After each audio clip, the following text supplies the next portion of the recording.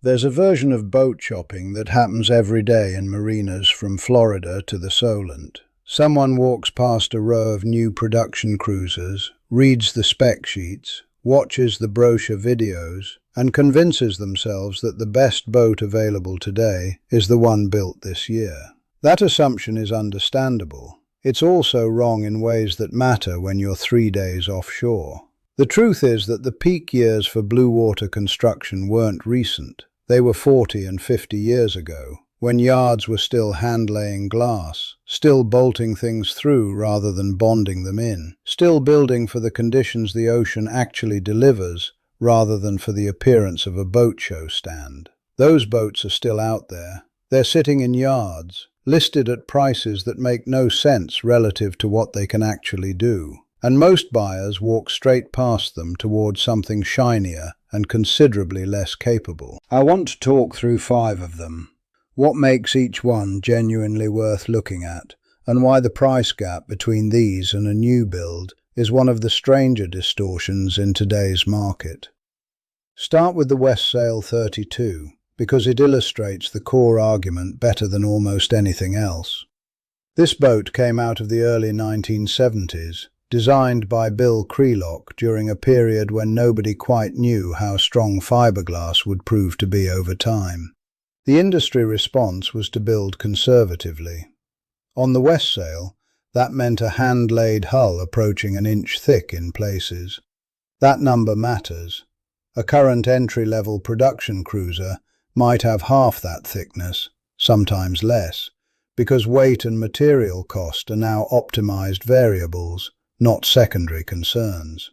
The practical consequence of that extra glass is structural confidence.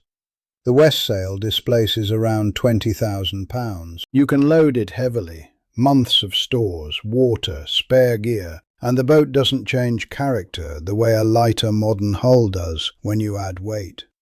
Load a lightweight production boat the way you need to load a passage maker, and the performance degrades quickly. The Westsail was designed for the weight from the beginning.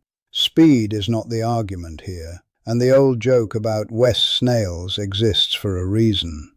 But blue water sailing is not a race, and sailors who've spent time on heavy displacement hulls in real conditions tend to have a different relationship with speed as a priority.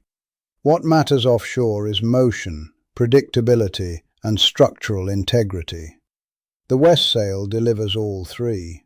In today's market, solid examples are finding buyers in the $25,000 to $45,000 range.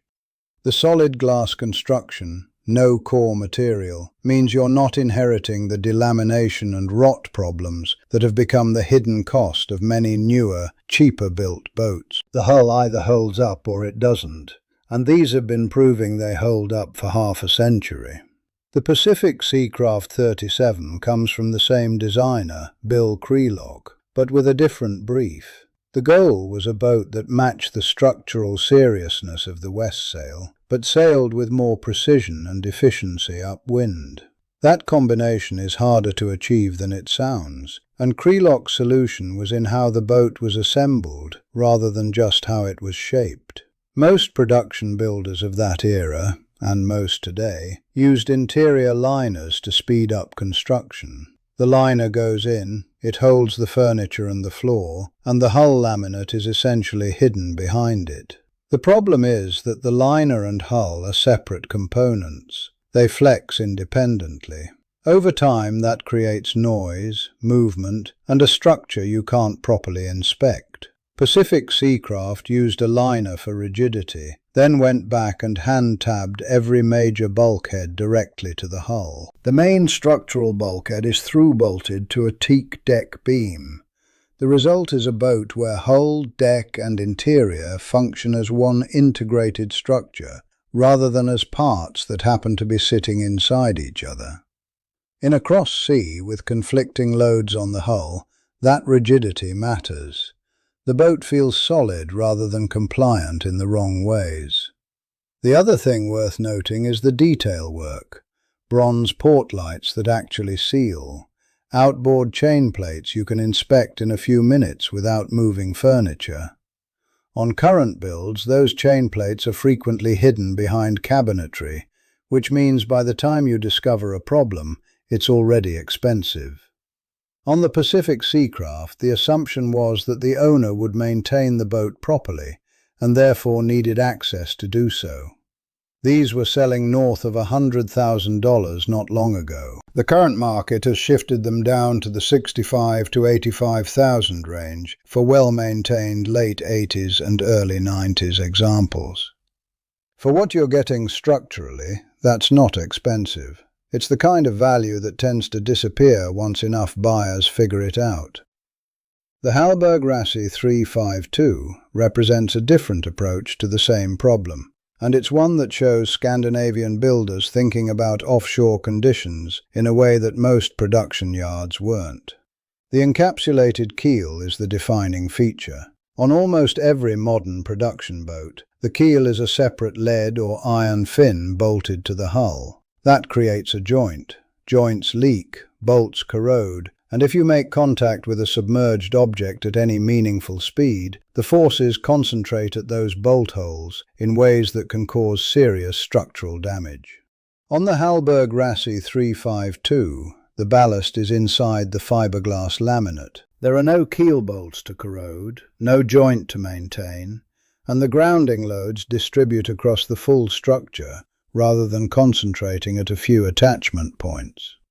For a cruising boat that might end up in shallow anchorages, or that might touch bottom at some point over a long career, that's not a theoretical advantage, it's a real one. Inside, the 352 was ahead of its time in terms of layout. It was one of the first boats of this size to achieve a proper walk-through to a private aft cabin, without compromising the lines or the structural integrity of the hull. The joinery is solid mahogany, not veneer over particle board. They used polyvinyl foam for the deck core rather than balsa, which means the deck rot issues that have made a lot of older boats expensive to restore simply don't apply here. Lloyd's of London supervised construction. That level of third-party quality oversight doesn't exist in mass production. What it means in practice is that corners weren't cut in ways that only show up years later. The current market has these at $65,000 to $80,000 for well-kept examples.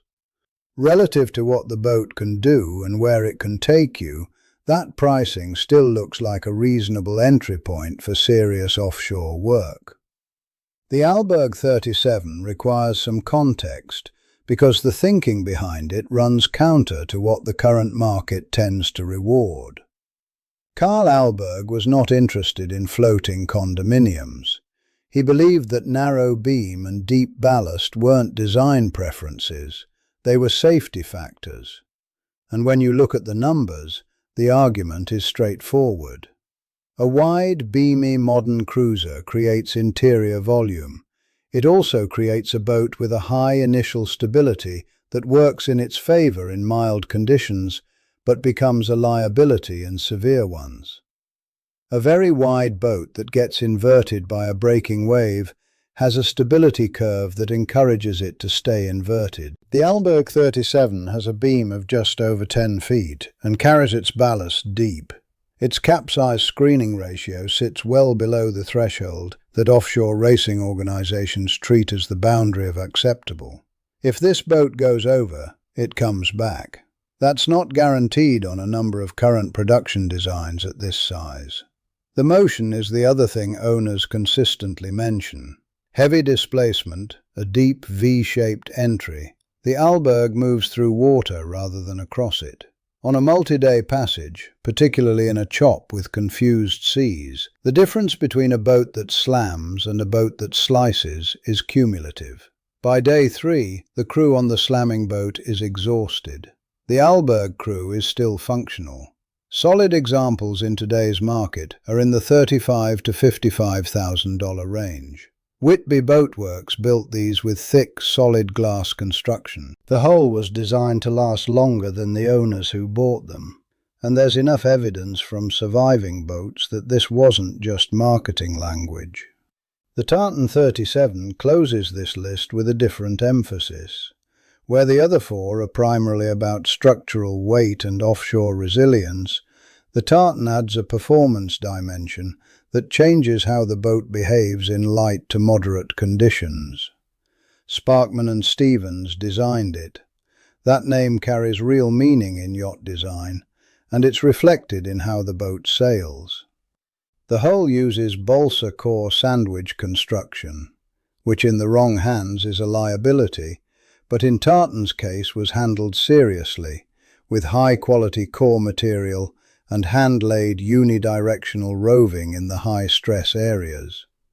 The result is a hull that is stiffer and better insulated than thin, solid glass, without the weight penalty that makes the old-school heavy boats sluggish in light air. The keel design is worth noting. A shoal draft configuration with a lead bulb at the tip brings the center of gravity low enough to provide genuine upwind performance at 4.5 feet of draft. That opens up areas, the Bahamas, parts of the Caribbean, shallow coastal anchorages that a deeper boat can't reach. Offshore capability and access to shallow water are not usually in the same boat. The Tartan comes close to offering both. Nearly 500 were built. That community of owners is active, knowledgeable, and straightforward about maintenance. When you're looking at a 40-year-old cruising boat, the availability of people who've dealt with every known issue is not a minor point. It's part of the ongoing cost calculation. Pricing runs $35,000 to $55,000 for solid examples. The internal finish is real teak joinery, hand-tabbed bulkheads, flush-mounted through hulls that reduce drag rather than create it. These are details that production yards charge considerably more for today, when they offer them at all. What connects these 5 boats is a period in boat building when over-engineering was the default rather than the exception. Builders were working out the material properties of fiberglass in real time, and their response was to use more of it, more carefully, with more attention to the places where loads concentrate and failures begin. The current market hasn't priced that in.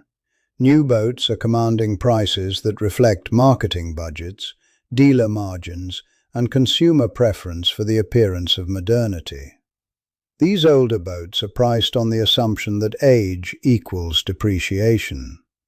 For a $50,000 hull that can cross an ocean, that logic doesn't quite hold.